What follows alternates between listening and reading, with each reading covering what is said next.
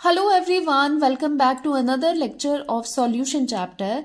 तो यहाँ पर स्टार्ट करने जा रहे हैं सॉल्युबिलिटी। सॉल्युबिलिटी के दो पार्ट्स हम करने वाले हैं। फर्स्ट पार्ट में रहेगा solubility of solid and liquid. Second part में हम देखेंगे गैस की solubility in the liquid. So start करते हैं first part, solubility of solid in liquid. कोई भी सॉलिड लिक्विड में उसकी सॉल्युबिलिटी आप कैसे देखते हो। बहुत ही कॉमन एग्जाम्पल लेंगे, बहुत ही छोटा सा एग्जाम्पल लेंगे, शुगर प्लस वाटर। जैसे मान लो कि यहाँ बीकर में आपने वाटर लिया है, ऊपर से आप ऐड कर रहे हो शुगर। देखो, जब भी आप पहले शुगर ऐड करोगे, थोड़ा सा स्टर कर दोगे, वो उसमें सॉल्युबल हो जाएगा, डिसॉल्व हो जाएगा। लेकिन फर्दर आप ऐड करते जाओगे, ठीक है, फिर भी सॉल्युबल होगा। लेकिन एक पॉइंट ऐसा आएगा जहां पर शुगर फर्दर डिसॉल्व होना बंद हो जाएगा, वो सॉल्युबल होना बंद हो जाएगा। And that point is called saturation. Saturation point आ जाएगा वहां पर। तो उस टाइम पे solution is known as saturated solution. मतलब वहां पर जो सॉल्यूट है, ये शुगर क्या है, सॉल्यूट है, तो वहां पर जो सॉल्यूट है वो सॉल्युबल होना बंद हो गया है। ऐसा क्यों होता है वही हम अभी स्टडी करेंगे। सो आपको पता चल गया सैचुरेटेड सॉल्यूशन क्या होता है, कि जहां पर फर्दर जो सॉल्यूट है वो डिसॉल्व होना या फिर सॉल्युबल होना बंद हो जाए। अब यहां पर जो ये सर्कल में बने हैं, दिस इज सॉल्यूट।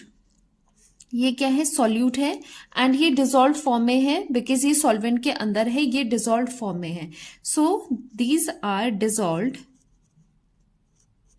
डिसॉल्व्ड या फिर सॉल्युबल सॉल्यूट। ओके, अब क्या होगा, जब सैचुरेटेड सॉल्यूशन आपने लिया है, तो सैचुरेटेड सॉल्यूशन में एक पॉइंट ऐसा आ रहा है, सैचुरेशन जब आ रही है तो फर्दर आप यहां पर सॉल्यूट डाल रहे हो तो वो डिसॉल्व नहीं होंगे। अब क्या होता है, नीचे आप देखते हो कि अनडिसॉल्व शुगर एज सच प्रेजेंट होती है नीचे। अब इसका रीजन क्या है, दिस इज अनडिसॉल्व्ड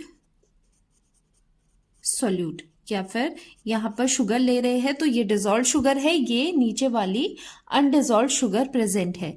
अब यहां पर एक्चुअली क्या है, ये अनडिसॉल्व क्यों रह रही है, क्यों सैचुरेशन आ रहा है, इसका रीजन क्या है, बिकॉज जैसे जैसे आप यहां पर सॉल्यूट डाल रहे हो, शुगर डाल रहे हो, तो पहले वो डिसॉल्व हो रही है, लेकिन एक उसका भी एक सॉल्युबिलिटी का लिमिट है।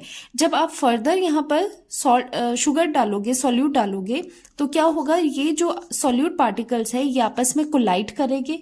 इनके कोलिजन की वजह से कुछ एक सॉल्यूट क्या हो जाएगा, प्रेसिपिटेट आउट हो जाएगी या फिर सेपरेट आउट हो जाएगी सॉल्यूशन से, और वो नीचे इस तरह से आपको सेटल होते हुए दिखेंगे। So these are undissolved solute particles, और ये है डिसॉल्व्ड सॉल्यूट के पार्टिकल जो सॉल्यूशन में है। तो सैचुरेशन पॉइंट पे एक्चुअली क्या होता है, सैचुरेटेड सॉल्यूशन में आपके पास जो डिसॉल्व्ड सॉल्यूट होगा वो इक्विलिब्रियम में आएगा। तो यहां पर एक डायनेमिक इक्विलिब्रियम एग्जिस्ट करता है, किसके बीच में, डिसॉल्व्ड सॉल्यूट के बीच में एंड अनडिसॉल्व्ड सॉल्यूट के बीच में। ओके, तो ये यहां पर आपको देखने को मिलता है डायनेमिक इक्विलिब्रियम। तो यहां पर भी देख लेते हैं, डायनेमिक इक्विलिब्रियम कुछ इस तरह से आपको दिखाई देगा। इनके बीच में ये वाले कौन से है, डिसॉल्व्ड सॉल्यूट है, नीचे वाले कौन से है, अनडिसॉल्व्ड सॉल्यूट है। तो यहां पर एक डायनेमिक इक्विलिब्रियम देखने को मिलता है कि जितना आपके जो डिसॉल्व्ड सॉल्यूट है वो अनडिसॉल्व्ड के साथ एक इक्विलिब्रियम मेंटेन करते हैं, तो इसी वजह से सैचुरेशन आता है। तो this is very very important. इसके बारे में अभी और हम डिटेल में बात करेंगे। पहले देखते हैं सॉल्युबिलिटी क्या होती है, जो मेन चीज है। सॉल्युबिलिटी वैसे कॉन्सेंट्रेशन भी आप कह सकते हो, या फिर क्योंकि कॉन्सेंट्रेशन में क्या होता है, अमाउंट ऑफ सॉल्यूट को हम क्या करते हैं, देखते हैं कि कितना अमाउंट ऑफ सॉल्यूट प्रेजेंट है, 1 लीटर ऑफ द सॉल्यूशन या फिर 1 kg ऑफ द सॉल्वेंट। तो एक्चुअली वहां पर मेजरमेंट किसकी हो रही है, सॉल्यूट की हो रही है, अमाउंट ऑफ सॉल्यूट की हो रही है। तो सॉल्युबिलिटी भी एक काइंड ऑफ आप कॉन्सेंट्रेशन की तरह ही देख सकते हो। So solubility is the maximum amount of solute that can be dissolved in solvent at particular temperature pressure। तो solubility होता है कि maximum कितना एक solute solvent में dissolve हो सकता है, that is called its solubility। and solubility vary करती है temperature के साथ। तो ये एक given temperature and pressure पे हम देखते हैं solubility का measurement करते हैं।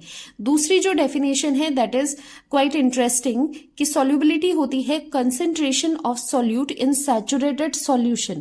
सैचुरेटेड सॉल्यूशन क्या है, जैसे ये वाला सैचुरेटेड सॉल्यूशन है, उसमें जितना कॉन्सेंट्रेशन ऑफ सॉल्यूट होगा वो भी सॉल्युबिलिटी हम कहते हैं। बिकॉज इन सैचुरेटेड सॉल्यूशन क्या होता है कि मैक्सिमम, देखो सैचुरेटेड सॉल्यूशन सैचुरेशन कब पहुंचती है, जब मैक्सिमम सॉल्यूट डिसॉल्व हो चुका होता है। आप फर्दर ऐड करोगे सॉल्यूट तो वो डिसॉल्व नहीं होगा। तो आप कह सकते हो कि एक सैचुरेटेड सॉल्यूशन में सॉल्यूट की सॉल्युबिलिटी मैक्सिमम होती है, मैक्सिमम अमाउंट ऑफ सॉल्यूट वहां पर डिसॉल्व होता है सैचुरेटेड सॉल्यूशन में, तभी वो सैचुरेशन पे पहुंचा है। दो टर्म्स है जो यहाँ पर आपको यूज होने वाली है, डिसोल्यूशन, जैसे कि पता है सिंपल है, to dissolve solute in the solvent. जब सॉल्यूट आ रहा है डिसोल्यूशन होता है, पहले आपने शुगर डाला वाटर में, स्टर करा तो वो डिसॉल्व हो गया, तो वो उसे हम कहेंगे डिसोल्यूशन हो रहा है। लेकिन फर्दर ऐड करने पे एक पॉइंट जब ऐसा आ जाएगा जब फर्दर डिसॉल्व नहीं होगा सॉल्यूट और वहां पर नीचे आप देखोगे नीचे सेटल हो जाएगा undissolved solute, that is called crystallization. Crystallization क्यों होती है, जब ये सॉल्यूट पार्टिकल्स आपस में कोलाइड करते हैं तो उस वजह से कुछ एक सॉल्यूट पार्टिकल्स क्या होते हैं, कुछ एक सॉल्यूट प्रेसिपिटेट आउट होते हैं या फिर कह सकते हो सेपरेट आउट होते हैं सॉल्यूशन में से, जो कि रेड कलर में आपको दिख रहा है। So this process is called crystallization, मतलब क्रिस्टल बनना, solute separating out of the solution, that is called crystallization. Okay, तो डिसोल्यूशन क्रिस्टलाइजेशन आपको पता चल गया है। अब जो सैचुरेटेड सॉल्यूशन है उसकी डेफिनेशन देख लेते हैं। सैचुरेटेड सॉल्यूशन एक ऐसा सॉल्यूशन है in which no more solute can be dissolved at same temperature pressure, कि एक पर्टिकुलर टेम्परेचर प्रेशर आपने सेट किया है, उस पे मैक्सिमम जितना सॉल्यूट डिसॉल्व हो सकता है उसको सैचुरेटेड सॉल्यूशन बोलते हैं, और उसमें फर्दर सॉल्यूट नहीं ऐड हो सकता, नहीं उसमें डिसॉल्व हो सकता, no more solute can be dissolved at the same temperature pressure. तो क्या हम कह सकते हैं कि सैचुरेटेड सॉल्यूशन में maximum amount of solute dissolve होता है। ठीक है, तो मैक्सिमम कितना एक सॉल्यूट डिसॉल्व हो सकता है वो कहां से पता चलेगा, उसके सैचुरेटेड सॉल्यूशन में। सैचुरेटेड सॉल्यूशन में वो मैक्सिमम अमाउंट में प्रेजेंट होता है। तो ये भी पता चल गया कि maximum amount of solute present होता है। नाउ इन टर्म्स ऑफ, मैंने आपको कहा था कि सैचुरेटेड सॉल्यूशन में दोनों चीजें dissolved and undissolved solute are in equilibrium, dynamic equilibrium. तो यही चीज यहां पर होती है, क्योंकि एक इक्विलिब्रियम बन जाता है उनके बीच में, क्योंकि जो सॉल्यूट एंड जो आपका एक इक्विलिब्रियम कैसे बनेगा, सॉल्यूट प्लस सॉल्वेंट इक्विलिब्रियम में होते हैं सॉल्यूशन के, जो सॉल्यूशन बन रहा है। ओके, तो ये एक इक्विलिब्रियम दोनों के बीच में एग्जिस्ट होता है कि सॉल्यूट है वो सॉल्वेंट में डिसॉल्व हुआ एंड सॉल्यूशन बन गया। अब क्या होता है कि एक पॉइंट सैचुरेटेड सॉल्यूशन, जब सैचुरेशन आता है तो एक ऐसा स्टेज आपके पास आता है, फर्दर आप सॉल्यूट ऐड करोगे सॉल्वेंट में, वो डिसॉल्व होना बंद हो जाएगा। तो ऐसे स्टेट में क्या होता है, एक इक्विलिब्रियम एग्जिस्ट करता है सैचुरेशन में, जिसमें डायनेमिक इक्विलिब्रियम है, तो rate of forward equal to rate of backward reaction हो जाती है। जितने ही रेट से सॉल्यूट सॉल्वेंट में डिसॉल्व हो रहा है उतने ही रेट में वो क्रिस्टलाइज हो रहा है, सॉल्यूशन से बैक निकल रहा है, क्या सेपरेट आउट हो रहा है सॉल्यूट। तो ये इक्विलिब्रियम एग्जिस्ट करता है जब एक सैचुरेशन पॉइंट आपके पास अचीव हो जाता है। सो फॉर सैचुरेटेड, ये है फॉर सैचुरेटेड सॉल्यूशन, हम लिख सकते हैं रेट ऑफ डिसोल्यूशन, कि जितने रेट से ये डिसॉल्व हो रहा है, रेट ऑफ फॉरवर्ड क्या है, रेट ऑफ डिसोल्यूशन है, डिसॉल्व होना, सॉल्यूट का सॉल्वेंट में डिसॉल्व होना, तो फॉरवर्ड डायरेक्शन में क्या हो रहा है, सॉल्यूट सॉल्वेंट में डिसॉल्व हो रहा है, तो rate of dissolution is equal to rate of crystallization.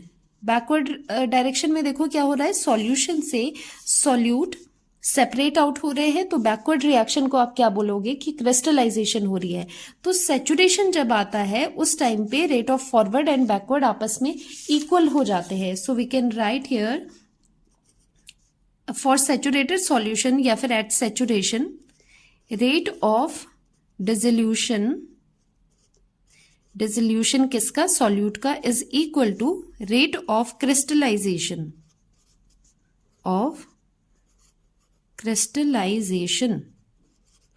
Rate of forward is equal to rate of backward, because ये वाला इक्विलिब्रियम आपको यहां पर देखने को मिलता है। ओके, तो आप कह सकते हो, यहां पर ये भी लिख सकते हो कि सॉल्यूट प्लस सॉल्वेंट इक्विलिब्रियम में होते हैं सॉल्यूशन के। आगे देखोगे फॉरवर्ड डायरेक्शन में क्या है, डिसोल्यूशन वाली रिएक्शन है, ये इसमें डिसॉल्व हो रहा है। बैकवर्ड में क्या है, क्रिस्टलाइजेशन है, बिकॉज सॉल्यूशन से सॉल्यूट सेपरेट आउट हो रहे हैं या फिर प्रेसिपिटेट आउट हो रहे हैं। So this is saturated solution.